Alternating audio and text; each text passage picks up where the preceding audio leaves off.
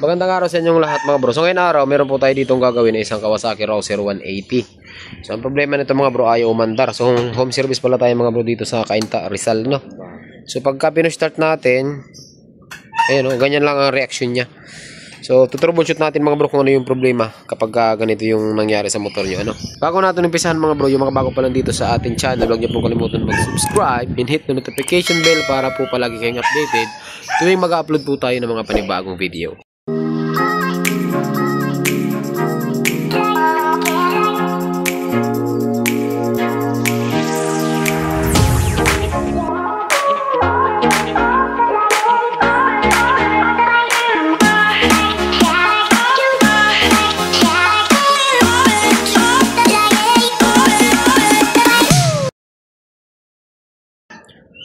Yan mga bro, so kung makikita nyo, balik alas na.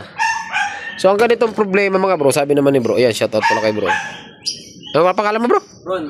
Yan, shoutout kay bro Ron. Ito naman, sabi ni bro, umaandar to, narehistro pa nga to eh. Nakarehistro to ngayon. Ayun, nakarehistro siya. So ang nangyari, nung umaga, pag push start daw, ganito na nangyari. Yan, pagka ganito mga bro ang problema, maganya nagtitrigger ano. So hindi nyo pagkakamala nasira yung starter. Hindi nyo rin pagkakamala nasira ito.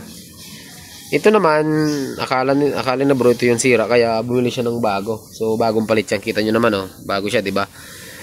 So yung starter motor kasi natin mga bro, kailangan natin ng 12 volt supply ng battery. Pero kung makikita nyo naman, naka-OD battery, bago yan. So kita nyo yan mga bro.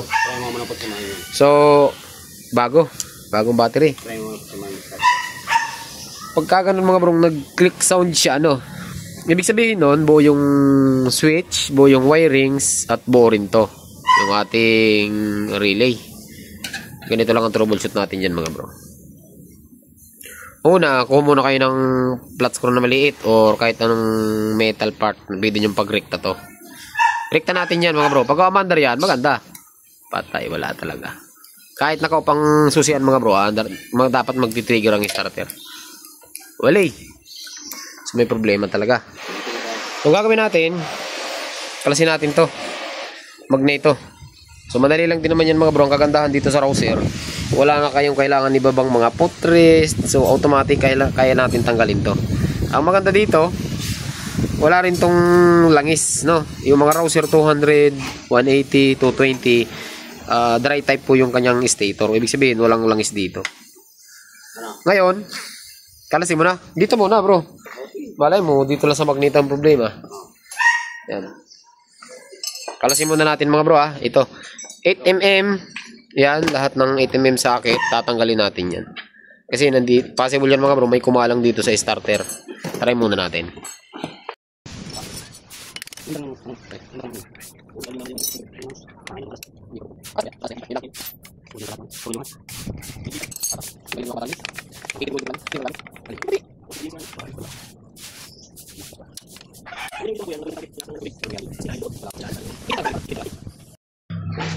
Yan mga bro, so bale ito lang yung tatanggalin nyo, lahat ng 8mm ano. So pagka natanggal nyo na yan, dahil first time makakalas to, so may mga sungkitan naman to mga bro. Ayun, dito, ayan, pwede natin sungkitin yan sa ilalim.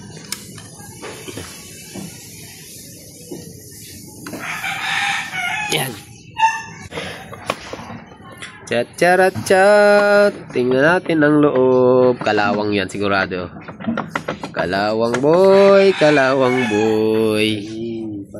Patay na tayo nito boy. Bakit? Dawil lang. Kumalang na. Puro kalawang nga. Nakakita ko na eh. Kalawang oh. Dapat yung sinasabi ko sa inyo mga bro, na dito sa mga Rouser, mas maganda nakakalas nyo siya para malagyan nyo ng konting grasa or kahit man lang langis. Tingnan yung stick. May WD ka dyan. Tingnan yung stick bearing oh. Ito oh. Diba? Yung stick bearing natin ano, tingnan nyo. Ito, wawan na diba? Dapat ito nagpi-play to. Tingnan. Kaya din maglalak yan. Tingnan mo, paikutin mo. Ikot ka. Start mo bro. Kalawang.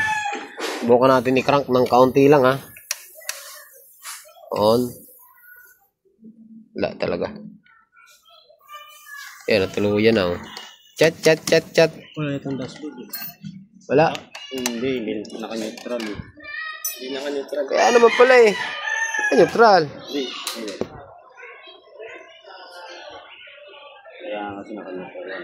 Game. Wala rin bro. Yan. Try natin. Wala talaga bro. Lock talaga siya. May glock yan. Kalas tayo bro ng gilid. Kabila. Walang reaction ng starter. Ang problema, mahirap. Hindi nyo makakalas ng mga brong starter motor hanggat hindi nyo kinakalas yung kabilang side. So no choice. Kakalasin natin yung clutch side nito. Babad na natin yun. Kasi hindi nyo ito mga bro. Ito pa, kailangan natatanggal. Hindi nyo ito mga bro, matatanggal ang starter motor hanggat hindi kinakalas yung clutch side. Tatanggalin natin. Tapos lilinisan natin to. Wala na. Pang sahod ng langis, boss. Ay! Yun. So linisan muna natin mga bro ha. Pagka starter lang, basic lang to. Wag lang mga bro. Wag lang may nangyari ditong kakaiba sa makina. Possible yan. Barbula mga bro. Huwag lang barbula.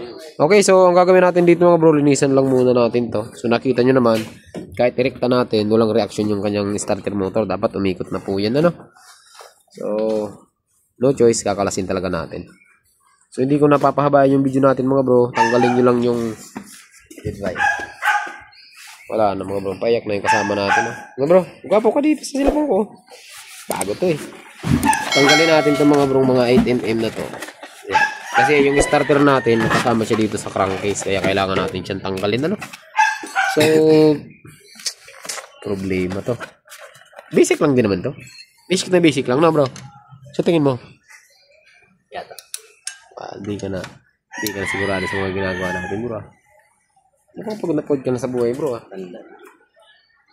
Tunay ka na, bro. Para sa akin. Tunay ka na. Yan mga bro, so update tayo so bali nakalas na po natin yung kanyang starter. So kung nakita nyo mga bro, pag inikot natin ng starter, ayan wala po siyang kumbaga walang laban, dapat hindi po ganito So gagawin natin dito mga bro, kalasin natin yung ayan kalasin natin yung starter motor. So 2 8mm lang bro, tiray, kalasi. Nabugbog. Tanggalin natin mga bro Ganda ng kakalasin ng mga buhat yan, malambot lang.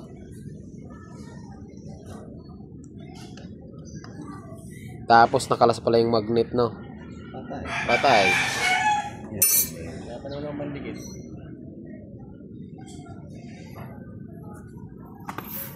Kung sakali boss? Tsura pa lang ang tornilyo. Mukhang wala. Ang putik na loob niyan sigurado. Labas ito. Nabaha ba ito bro? Hindi naman. Makalawang. Stock lang dalang. Go pa naman siya. Hi. Bakit? Wasak. Hindi repair na? Malas. Wala na. Putik na bro Hindi. Sunog na bro. Hindi kaya yan. Nasunog bro. Pati niya.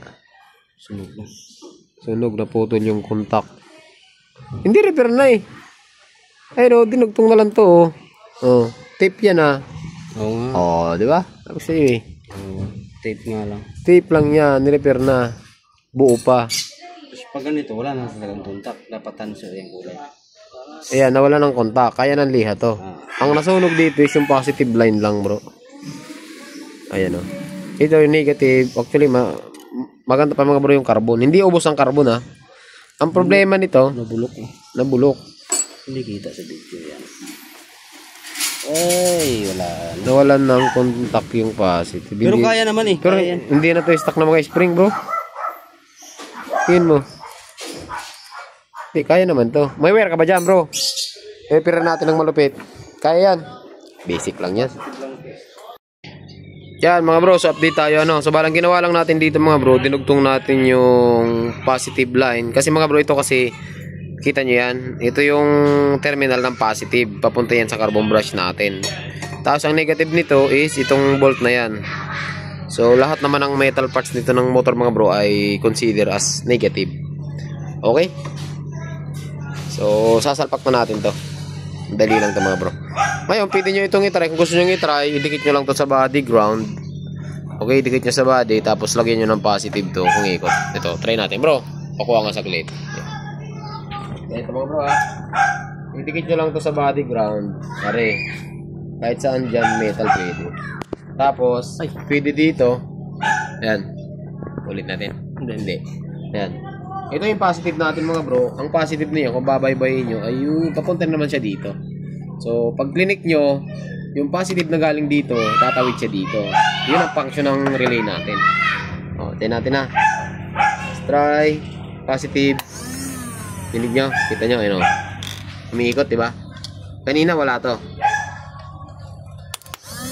Ayan o. Okay na to mga bro. So, ngayon, ibabalik na natin to. Yan mga bro, so update po tayo. So bali nakabit na natin yung magneto side. So nakabit ko na rin dito mga bro yung clutch side niya. At nakabit na rin natin yung starter, no? So subukan natin. Bago yung carburetor, nakabit na yung fuel hose. So subukan natin mga bro. On. Okay, push start. Uy! 21,700 pa lang ang tinakbo ng Rouser na ito. Ganda pa na makina mga bro. Marami pa rin talaga mga Rouser na nakatambak lang. Ayan mga bro. Wow, ano ito? Pangit. Bakit gano'n? Dati gwapo ka sa cellphone na ito. Ngayon pumapangit yan ha. Wala na ito mga bro kasama natin. Shoutout kay Adol Motovlogs mga bro. Kung gusto nyo makapanood mga magandang tutorial, bisitahin nyo yung kanyang Facebook page. Marami siyang tutorial patungkol sa lahat ng mga Rouser. Kaso walang ayaw gumawa ng YouTube channel to eh. Okay, so yan mga bro, nandito lang yung video natin. Inapay pa oh. Malapit, shoutout ulit kay bro oh. Ganda ng pintura nito ah, naka ano ah, matte. Ito kasi mga bro, kaya talaga gawa ng paraan yung carbon brush. Kahit naman yung magnet, kung natanggal yung magnet, wag lang yung nakrack na basag. Kasi may ano kasi yan mga bro, may polarity, north pole, south pole yung bat. Pagka nabaliktad nyo yung kabit na magnet, baliktad din ang ikot. So hindi aandar ang motor. Mayroon tayo na-encounter na ganyan, ano. Maganda ang carburetor na tulo nito. Quality yung carburetor mga bro. Okay. So, ang problema niya lang is yung carbon brush na nag-stock. Tapos, kung nakita niyo kanina mga bro, puro nakalawang yung magneto side. Ang suggestion ko lagi sa mga naka-Rouser, wag lang yung 135 kasi babad siya lang is yun. Dapat mga bro, nakakalas nyo rin yung magneto side. Nalalagay nyo ng grasa yung gear, yung starter, or kahit langis. Wag lang yung madami. No? Wag naman yung madami. Yung tama lang kasi nakadesign talaga yung Rouser mga bro sa Rouser 180 sa dry type yung kanyang stator. I don't know why. Kasi tatagas yun mga bro ano. Pagka dinamihin nyo. So ngayon hanggang dito lang yung video natin mga bro. Ulitin natin. Wala ng gasolina. On. Start. Yun. Easy push start. Preno na lang ang kulang mga bro. So hanggang dito lang yung video natin ano. Hindi na natin gagawa ng video yung preno. Madali lang din naman yan. So magandang hapon sa inyong lahat. Drive safe po palagi mga bro.